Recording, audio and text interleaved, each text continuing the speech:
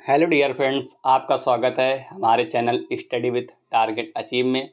आज हम आपके लिए डीएलएड फोर्थ सेमेस्टर के विषय सामाजिक विज्ञान की क्लास को लेकर के आए हैं। इसके पहले की वीडियो में हम लोगों ने स्वदेशी आंदोलन तक देख लिया था। चैप्टर हमारा चल रहा था भारत के राष्ट्रीय आंदोलन। अब हम लोग स्वदेशी आंदोलन के आगे की क्रिया को समझेंगे कि आगे कौन कौन सी घटनाएं हुई, क्या हुआ। तो ज़्यादा देर न करते हुए हम लोग स्टार्ट करते हैं। आप लोग वीडियो को शेयर कर दीजिए, चैनल को सब्सक्राइब कीजिए और वीडियो को लाइक भी कर दीजिएगा। चलिए हम लोग स्टार्ट करते हैं। Rowlatt act. रॉलेट एक्ट बहुत इम्पोर्टेंट क्वेश्चन भी है डीएलएड फोर्थ सेमेस्टर के दृष्टि से कि रॉलेट एक्ट कब आया। तो 19 मार्च 1919 को रॉलेट एक्ट आया। 19 मार्च 1919 को रॉलेट एक्ट आया। किसके द्वारा लाया गया? तो ये लाया गया सर सिडनी रॉलेट द्वारा लाया गया और इन्हीं के नाम पर इसका नाम भी पड़ा, रॉलेट एक्ट। तो रॉलेट एक्ट कब लाया गया? 19 मार्च 1919 को। किसके द्वारा? सर सिडनी रॉलेट के द्वारा। इसका लाने का उद्देश्य क्या था कि रॉलेट एक्ट आया?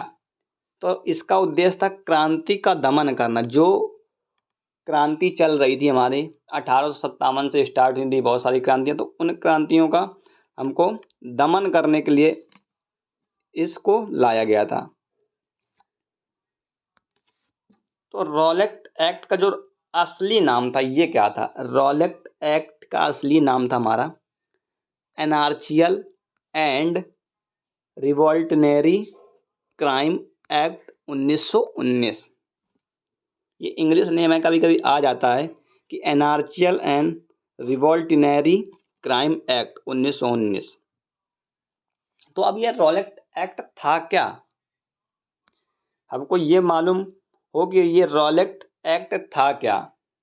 तो रॉलेट एक्ट में हमको इस रॉलेट एक्ट में पुलिस को यह अधिकार दे दिया गया था कि अगर आपको किसी भी व्यक्ति पर संदेह है तो आप उसे संदेह के आधार पर गिरफ्तार कर लीजिए, और जब आप उसे गिरफ्तार कर लेंगे तो ना ही उस व्यक्ति की कोई दलील सुनी जाएगी और ना ही उसके लिए कोई वकील दिया जाएगा और ना ही उसकी कोई अपील का अधिकार मान्य होगा।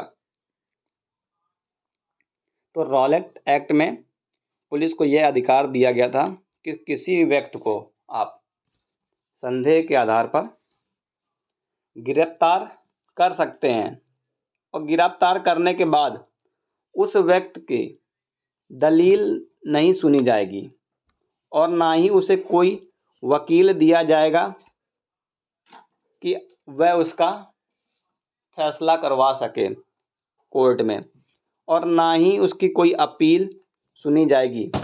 इसीलिए महात्मा गांधी ने इसे काला कानून कहा था।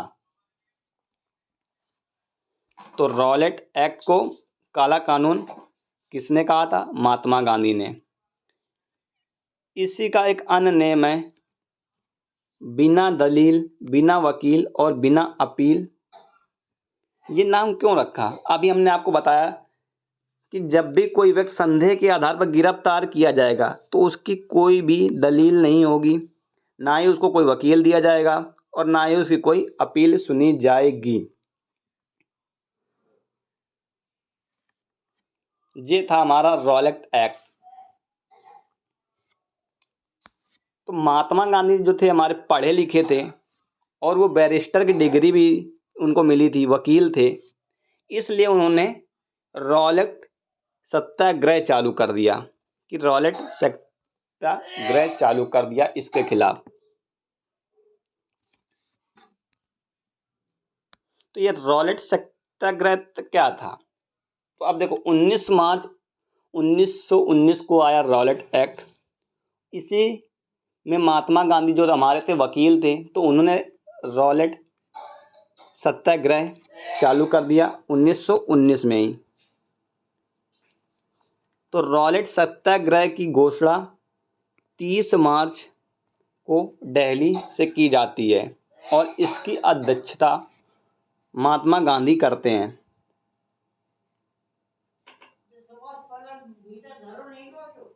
30 मार्च को दिल्ली में ही स्वामी श्रद्धानंद ने इस आंदोलन का नेतृत्व किया और एक आंदोलन चालू कर दिया। 30 मार्च को ही दिल्ली में स्वामी श्रद्धानंद ने इस आंदोलन का नेतृत्व किया और एक आंदोलन चालू कर दिया। वह आंदोलन था कर मत दो आंदोलन, मतलब कि अंग्रेजों को कर मत दो।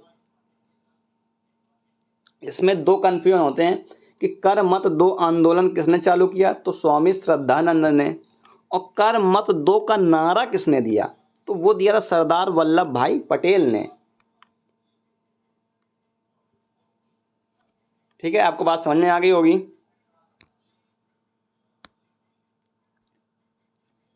तो नो टैक्स विदाउट रिप्रेजेंटेशन का मतलब क्या है, प्रतिनिधि नहीं तो कर नहीं। ये अमेरिका की क्रांति का नारा है कि प्रतिनिधि नहीं तो कर नहीं, नो टैक्स विदाउट रिप्रेजेंटेशन। इसी में 6 अप्रैल को देशव्यापी हड़ताल होती है जो कि महात्मा गांधी जी स्टार्ट करते हैं, और 8 अप्रैल को जब महात्मा गांधी जी ने देशव्यापी हड़ताल की तो 6 अप्रैल के बाद 8 अप्रैल को महात्मा गांधी जी को गिरफ्तार कर लिया जाता है। तो रॉलेट सत्याग्रह जो था उसका केंद्र क्या था, केंद्र था उसका पंजाब। सत्याग्रह का केंद्र या सबसे बड़ा केंद्र क्या था, पंजाब। और पंजाब में भी पंजाब के नेता कौन थे, डॉक्टर सत्यपाल और सैफुद्दीन किचलू। ये सत्याग्रह में पंजाब से सत्याग्रह के नेता थे।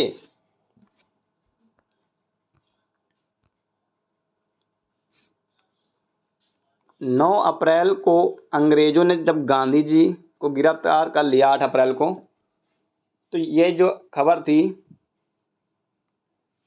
आग की तरह फैल गई और इनको गिरफ्तारी से बचाने के लिए सभी लोग जलियांवाला बाग में इकट्ठा होते हैं, शांति से आंदोलन करते हैं। 9 अप्रैल को अंग्रेजों ने जब गिरफ्तार कर लिया तो यह जब खबर आग की तरीके पूरी फैल जाती है तो जो भी सत्याग्रही लोग थे उन्होंने इनको गिरफ्तारी से बचाने के लिए जलियांवाला बाग जो कि अमृतसर में है वहाँ पर एक मीटिंग करते हैं, जो कि शांति से मीटिंग हो रही थी। तो अब आगे जलियांवाला बाग। तो जलियांवाला बाग क्या था, बहुत इम्पोर्टेंट है। और जलियांवाला बाग हत्याकांड की घटना कब होती है, तो जलियांवाला बाग हत्याकांड 13 अप्रैल 1919 को कहाँ होती है, अमृतसर में। ये क्वेश्चन आता है डीएलएड 4th सेमेस्टर में भी आएगा, क्योंकि इम्पोर्टेंट क्वेश्चन है तो हो सकता है आ भी सके। तो जलियांवाला बाग हत्याकांड क्या होता है, तो 13 अप्रैल 1919 को बैसाखी का दिन था हमारा, बैसाखी का दिन था जब सभी लोग जलियांवाला बाग में मीटिंग कर रहे थे। तो उस बाग में, जलियांवाला बाग में केवल निकलने के लिए एक गेट ही था, केवल एक गेट था, एक गेट था। और जब सभी लोग इकट्ठा हो गए और शांतिपूर्ण विरोध प्रदर्शन कर रहे थे,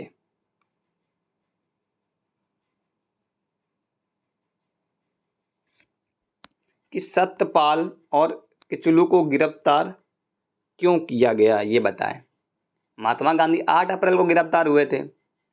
9 अप्रैल को पंजाब के नेता सत्यपाल किचलू जी को भी गिरफ्तार कर लिया। उन्हें गिरफ्तार क्यों किया गया है, इसके लिए सभी लोग विरोध प्रदर्शन शांति से अमृतसर के जलियांवाला बाग में कर रहे थे। इसलिए कि आप ये बताइए कि सत्यपाल किचलू को गिरफ्तार क्यों किया गया है। एक तो ये कारण था, दूसरा ये था कि वो लोग रॉलेट एक्ट के विरोध में भी प्रदर्शन कर रहे थे उस समय पर। ये था, तो ये इतना था। अब इसके आगे इसमें कौन कौन से इम्पोर्टेंट किन्होंने रोल निभाया है इसमें, वो देखते हैं। तो उस टाइम पे जब जलियांवाला बाग 13 अप्रैल 1919 को पंजाब के अमृतसर में हुआ, तो भारत का वायसराय जेम्स फोर्ड थे वहाँ पे, और पंजाब का लेफ्टिनेंट गवर्नर कौन था? O Dyer. इसी ने ऑर्डर दिया था गोली चलाने का। याद रखिएगा, पंजाब का लेफ्टिनेंट गवर्नर ओ डायर, और अमृतसर का सेनापति आर डायर था। अब सेनापति क्या कर सकता है? जब गवर्नर ही ऑर्डर दे देगा तो सेनापति को तो उसकी बात माननी ही पड़ेगी, कि अपने सीनियर की बात तो माननी ही पड़ेगी। उसका कोई दोष नहीं था, ऑर्डर दिया था ओ डायर ने। और सेना की रेजिमेंट कौन थी? गोरखा थी, जिसने गोलियां चलाई थी वहाँ पर 3 मिनट तक गोलियां चलाई गई थी। इसमें भारतीय एक गद्दार भी थे, हंसराज, भारतीय गद्दार थे। जब सभी लोग जलियांवाला बाग में शांतिपूर्वक विरोध कर रहे थे कि सत्यपाल सिंह को क्यों गिरफ्तार किया गया है और रॉलेट एक्ट के विरोध में प्रदर्शन कर रहे थे, तो उसका एक ही गेट था। तो उस समय जो पंजाब के लेफ्टिनेंट गवर्नर थे, वो ऑर्डर देते हैं कि आप गोली चलाइए। ऑर्डर किसको देते हैं? सेनापति को, आर डायर को। तो सेनापति जो था, उसने सेना की जो रेजिमेंट थी गोरखा, उससे बोला कि आप गोलियां चलाइए। तो गोलियां, और गेट एक ही था, तो गेट को बंद कर दिया गया, तो जिससे कोई लोग बाहर निकल नहीं सकते हैं। तो 3 मिनट तक गोलियां चलाई गईं। इसमें हजारों लोग मारे गए व घायल हुए। इसमें बहुत से लोगों ने त्यागपत्र देना प्रारंभ कर दिया इसी के विरोध में। हजारों लोग मारे गए, लेकिन ये साफ नहीं किया गया कि कितने लोग मारे गए, और झूठी अफवाह में बता दिया गया कि कम लोग ही मारे गए, लेकिन इसमें हजारों लोग मारे गए और घायल हुए। इसमें बहुत से लोगों ने त्यागपत्र देना प्रारंभ कर दिया। तो देखिए, हत्याकांड जब हो गया, ये जलियांवाला बाग हत्याकांड, तो जो राम शंकर नारायण थे, उन्होंने वायसराय परिषद से त्याग दे दिया। जमनालाल, जो गांधी जी के पुत्र भी माने जाते हैं, जमनालाल बजाज, राय दौलत बहादुर की उपाधि उन्होंने त्याग दी। कि ऐसी उपाधियों का क्या फायदा कि बिल्कुल कुछ भी अगर हम लोग प्रदर्शन करें तो उन पर गोलियां चलवा दी जाएं। महात्मा गांधी ने केसर ए हिंद की उपाधि को त्याग दिया था, और बंगाल से रविन्द्रनाथ टैगोर ने सर नाइटहुड की उपाधि त्याग दी। 4 लोगों ने, इंपॉर्टेंट और भी लोगों ने उपाधियां त्यागी, जिसमें राम शंकर नारायण ने वायसराय परिषद से त्याग दे दिया, और जमनालाल बजाज ने राय दौलत बहादुर की उपाधि त्याग दी। महात्मा गांधी ने केसर ए हिंद की उपाधि को त्याग दिया। बंगाल से रविन्द्रनाथ टैगोर ने सर नाइटहुड की उपाधि को त्याग दिया। और भारत में विद्रोह प्रदर्शन होने लगा। जलियांवाला बाग का विरोध बहुत तेज हो गया अब, क्योंकि लाखों तो नहीं बोल सकते हैं, हजारों लोग उसमें मारे गए। तब अंग्रेजों ने विरोध को दबाने के लिए हंटर कमीशन, हंटर आयोग का गठन करा।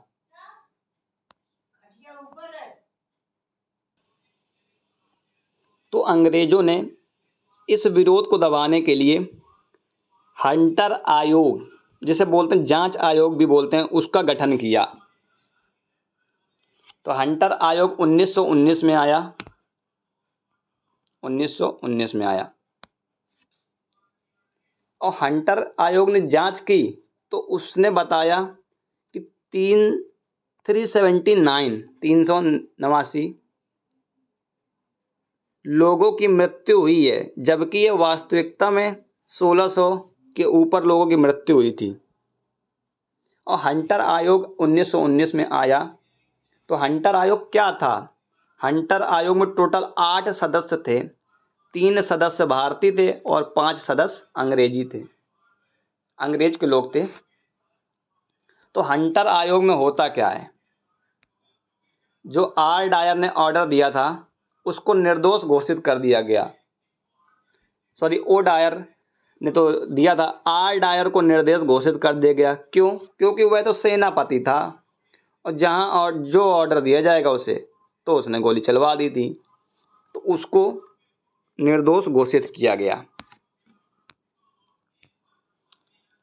इसके बाद जब ओ डायर अंग्रेज पहुंचे तो इंग्लैंड में उनको बुला लिया गया, और जब ये इंग्लैंड पहुंचे तो वहां उससे सम्मान के रूप में तलवार भेंट की गई कि तुमने बहुत अच्छा किया।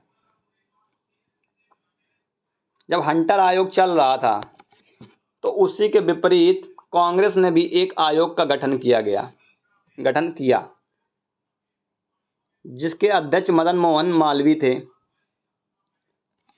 जिनको महामना की उपाधि भी दी गई है। इस आयोग ने डायर को गलत दोषी ठहराया, पर इस गठन की कोई बात नहीं मानता। अब जलियांवाला बाग हत्याकांड तो हो गया। इस घटना में एक व्यक्ति थे जिनका नाम ऊधम सिंह है, जिन्होंने उसी दिन प्रण कर लिया कि हम अंग्रेजों से कि तुम्हें काट डालेंगे। और ऊधम सिंह 21 साल बाद लंदन जाते हैं। 21 साल बाद लंदन जाते हैं बदला लेने, और लंदन के कस्टम हॉल में 1940 में गोली मारकर ओ डायर की हत्या कर दी, और इन्हें वहीं कानून को अपने आप को हवाले कर दिया। इन्होंने 1940 में ओ डायर की हत्या कर दी गोली मार करके, और अपने आप को कानून के हवाले कर दिया, और इंग्लैंड में ही इनको फांसी दे दी गई। तो ये आज हम लोगों ने पढ़ा जलियांवाला बाग हत्याकांड और रॉलेट एक्ट और रॉलेट सत्याग्रह। उम्मीद है कि आपको ये वीडियो पसंद आई होगी, और आपको ये वीडियो अगर पसंद आई हो तो वीडियो को शेयर कीजिए, लाइक कीजिए, हमारे चैनल को सब्सक्राइब कीजिए। आपको मिलेंगे हम नेक्स्ट वीडियो में। Thank you.